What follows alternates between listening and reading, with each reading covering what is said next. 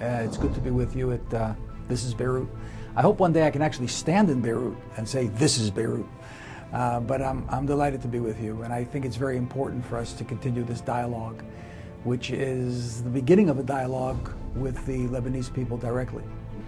Well, we made the recommendation right at the outset of the talks that have been very productive. Now, this is the fourth round, as you say, and the dialogue intensifies each time.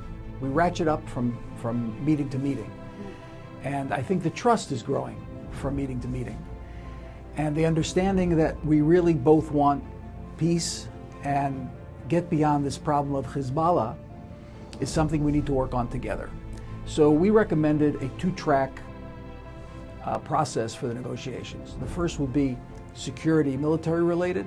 The second would be a civilian, to work towards a full-fledged peace agreement that we can keep on the shelf and have ready when we get through the security issues. So security issues have to do with how we're going to bolster the Lebanese armed forces so they're able to really take on Hezbollah, and how we reach a position where the United States is also involved with helping the government of Lebanon to overcome this obstacle of Hezbollah, of an armed Hezbollah, of a terrorist proxy of Iran dominating what goes on in the country. And it's important to emphasize, I can't emphasize it enough each time we talk, we have no interest in being in Lebanon. We want to be in Israel. We want you to be in Lebanon, and we want to have an exchange with each other that two normal countries have. We are in Lebanon because Hezbollah is there, and Hezbollah is raining fire on our civilians. We're not going to allow them to sit on our border anymore. One of the lessons that we have from October 7th is that there's no arrangement that will allow for jihadis or those who want to destroy us, whether they're of the Shia brand or the Sunni brand, but people who want to destroy us, they can't be in our borders. So Hezbollah made a decision to join the war. They didn't have to, they could have sat it out. But they decided to come in on Iran's side, and they started firing missiles at us. And we're going to push them back. And as soon as Hezbollah is dismantled, there's not going to be any need for Israeli troops to be in Lebanon. It's an incremental process, but it's long overdue. We've been trying to work on this now for decades. And Lebanon is signed on to UN Security Council resolutions, which says very clearly it's committed to disarming and dismantling Hezbollah. There was a declaration this past January that South Lebanon was operationally clean of Hezbollah, but it wasn't. We found thousands upon thousands of missiles and rockets and mortars and drones, these attack drones, killer drones in South Lebanon. We found tunnels leading straight into our communities across the border. You're talking about respecting a border. My God. They built tunnels. They're terror tunnels, the same kind of tunnels we saw from Hamas in Gaza right into our civilian communities. So all of this infrastructure has to be destroyed. And we're destroying it in South Lebanon. But we can't take on Hezbollah throughout the entire country unless we have to. And what we think should be done is that, supported by the United States, supported by the Pentagon, that's why we're having the talks this week in the Pentagon, that units of LAF will be trained and vetted so Hezbollah elements don't find their way into LAF, because obviously if there's going to be Hezbollah in the LAF, they're not going to disarm their brothers and cousins in Hezbollah. So we need a Lebanese armed forces which is free of Hezbollah influence, so they'll be able actually, once they're vetted and trained, to take on Hezbollah. And it can be done, again, incrementally, neighborhood after neighborhood, village after village, region after region, until we reach a point where Hezbollah is no longer a malign influence over the country of Lebanon. This obviously has a lot to do and will be influenced by what happens with Iran, because we know that Hezbollah is the main proxy of Iran. Iran has proxies. They built proxies around Israel to choke Israel first and then move on to choke the West in general. So we had the Hamas in the south, we had the Houthis in Yemen, we had the Hezbollah in the north, in Lebanon, and of course we had the Assad regime, which we did a little bit to help and topple.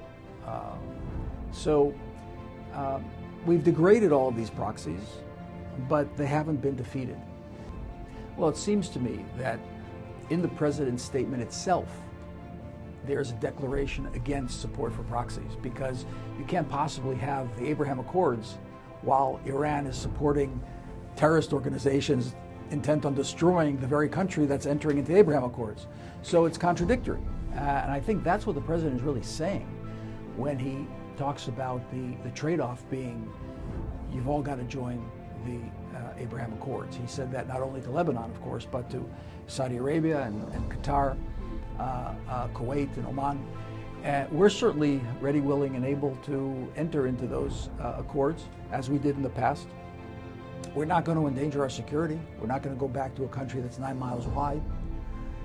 We're not going to do it if there's going to be proxies on our borders trying to constantly attack our civilians. But I think the president is absolutely committed to that idea that Israel will not have to resort constantly to protecting its borders through kinetic activity. We want to get beyond that. We want peace. We want peace. We want to live in peace with our neighbors. And the only reason why we use our army is to achieve peace, is to move those terrorists on our borders back so they're not able to attack our civilians. Well, the truth is, Hanin, it's not our escalation. We're not escalating. We're escalating in order to respond to the escalation of Hezbollah. Hezbollah could have chosen to stay out of this war. They chose to join Iran in attacking Israel with missiles. And therefore, we had to go in. Now they're attacking us daily with these killer drones and with mortars and missiles. So that has to be pushed back.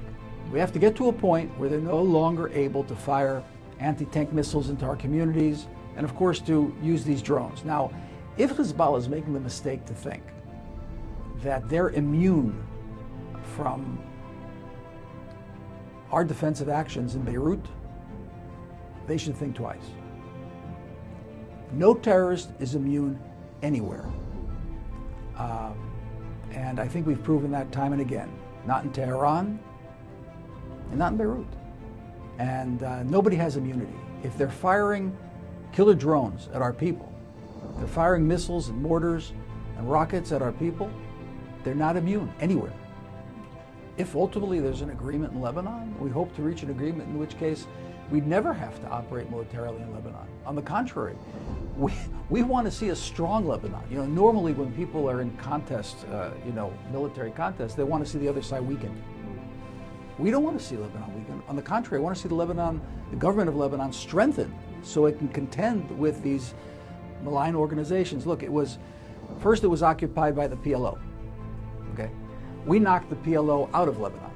We didn't want to go to war in Lebanon, but the PLO, after they left Jordan, took over the country. I mean, they had, you remember what was going on in Beirut. They basically turned it into their capital. And people were harassed, people were terrorized, and so were we, with Fedayun coming over the border and attacking our people all the time. So we had to go into, you remember the Katyusha rockets they would fire, they would always fire in. So we had to go into Lebanon then, in the early 80s, to rid the country of the PLO, which we did. We sent them off to Tunis, right? Now Hezbollah is occupying your country. And your army is apparently not strong enough to put a stop to it. I think now there's a will. Maybe there wasn't a will 20 years ago, but today there's clearly a will on the part of the Lebanese government to put a stop to this. We see the statements coming out from President Al. We see there's strong commitment on the part of leadership to put an end to this. I think people are basically saying, look, we've been at this for 50 years and enough's enough. This is already, we're going into the third generation that's living under a foreign occupation of the country. And I think what I'm understanding is that most of the Lebanese, of all the denominations, of all the ethnic groups, want to see a situation where Israel is out and we're ready to leave. But they want to see Hezbollah out too, because they understand that we're there only for one reason. There's only one reason why Israel is on Lebanese soil, and that's to protect our citizens. We have one issue, and that's our security. Security, security, security. That's our issue. And right now, the biggest threat to our security is this Iranian proxy sitting in Lebanon, wreaking havoc and chaos and mayhem and murder, and we have to put a stop to it. I'm very hopeful for peace with the people of Lebanon, the government of Lebanon. I do think we have a partner. The fact of the matter is that we see that how irritated Hezbollah is with the fact that we maintain these talks. I mean, what they're trying to do is warn, could you imagine that? I mean, warning the government, the elected government, the official government of Lebanon, by a terrorist group, we're going to threaten you with harm if you continue these negotiations. And President Al, very bravely, has chosen to continue these negotiations despite these warnings from Hezbollah. So yes, we do see a partner in the government of Lebanon. We want to continue and deepen these negotiations. We want to reach a situation where they're fully capable and prepared, ready in every way to take on Hezbollah and defeat them, and then we won't have to. And if that's done with the help of the United States, with the help of CENTCOM, everybody's going to be happy, and everybody's going to move into a different age. You know, we won't even need a formal Abraham Accords, although we'd like very much to go there, because it'll be so natural. I mean, you know, it's just so natural for the people to live side by side and engage in trade and tourism. Israel is a booming economy. It's one of the fastest growing economies in the developed world. You'd want to be next to the fastest growing economy in the world, right? And Lebanon has so much potential. You know, the Switzerland of the Middle East. Make it the Switzerland of the Middle East again, you know? And you know, Israelis love to tour, and they love to travel. Take, for example, Turkey, right? We had a great relationship with Turkey until the president of Turkey decided that he hates Israel, and he wants to constantly talk about his hate for Israel. So they lost an awful lot of tourism from Israel, hundreds of thousands of people that were spending money in the hotels and the tourist attractions. That would all come back, and we'd love to see Turkish infrastructure companies come in and bid for tenders in Israel. But the president, by taking a foolhardy decision to pander hatred about Israel, is losing all of that. And if there's brave leadership in Lebanon, and we achieve peace, and our interaction is no longer an interaction of militaries, right? Our interaction is one of culture, right? An exchange of culture, an exchange of education, exchange of tourism, exchange of trade. Then the language between our two countries changes to something that is much more wholesome and conducive to raising the Human Development Index. That's ultimately what we want to do, you know. So Israel's a miracle. We have the a dynamic economy. We've absorbed immigration from over 100 countries. We have a lot of children. We have a great future. And we want to export the miracle. We want to export the miracle. There's so much that we can do. You know, people in South Lebanon were not terribly wealthy before Israel came in. There's a lot of poverty in South Lebanon. We have taken areas throughout Israel of immigrants that were living in poverty and turned it into very robust communities. We know how to do that, and we can help with that expertise. I personally have been involved in developing countries in Africa and in South America, and we have ways of doing this. And I know that our good friends, for example, in the UAE, would come in with us to projects which would rebuild, not to where South Lebanon was, but to a much better state, but really looking into the future, not just trying to reinvent the past, but create something that's just beautiful for the people that have roots in this area for years to come. We need to do something better than what was, and we have the experience, and our allies can come in with the funds and do something where we can really make a big difference for the people of Lebanon between our two peoples. Sure, we're going to get to those discussions. As I've said to you in our previous conversations, it's easily solvable. You know, look, we didn't have our troops in Lebanon for many years, and we don't want to have our troops in Lebanon. It is a security issue. But I don't want to talk about right now a yardstick or milestones or a timetable for that, because Right now, the issue is Hezbollah dismantling itself. The issue is Hezbollah being disarmed. That's the issue. The issue isn't when Israel's leaving. Israel's going to not be there. Israel's going to leave. We don't have any interest there. We're going to leave. The only reason we're there is because of Hezbollah. So if we put the emphasis once again on, Israel being the occupier, we're not the occupier. We don't want to be there. It's clear that everybody should understand that we're in Lebanon for one reason, for our security.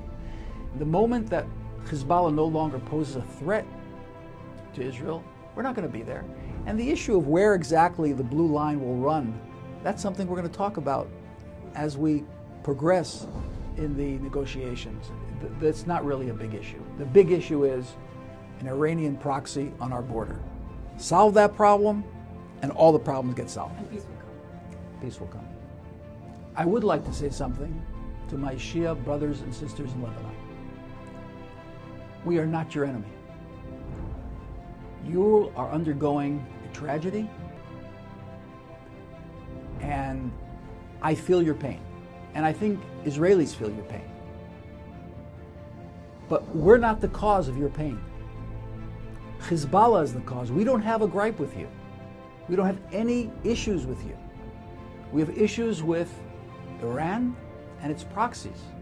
And you're being held hostage to Iranian goals. I mean, the Supreme Leader just said again, he just released another statement, that the years of the Zionist entity are nearing their end. So, if you have somebody like that working to destroy us constantly, we have to fight back, and we're sorry. We're really sorry and pained that it's on your back. But we didn't put this on your back. Hezbollah did. Iran did. Shake off Hezbollah. Shake off Iran. And you're going to find that you're going to have no better neighbors than the people of Israel. Because all we want to do is live with you in peace. People shouldn't make the mistake that the Shia community is monolith and identifies by nature, by their very theology, with the regime in Iran and with Hezbollah. You could be a loyal Shia Muslim without being Hezbollah. There are many. We have, for example, a great relationship with Azerbaijan, right? It's a Muslim majority, Shia Muslim majority country. And we have tremendous trade, tourism, projects together in every walk of life. So it's not an issue between Jews and Shia or between Israelis and the Shia community. So, and Shia Islam has a brilliant past with many people to be recognized and appreciated in fields of science and math and healthcare and all around leadership within the Muslim community. That's who we want to interact with. We want to share in that wealth of ethnic genius that the Shia bring to the region. And I think we can do that if we put Hezbollah behind us. But we recognize that there's a big difference between Shia Islam and Hezbollah.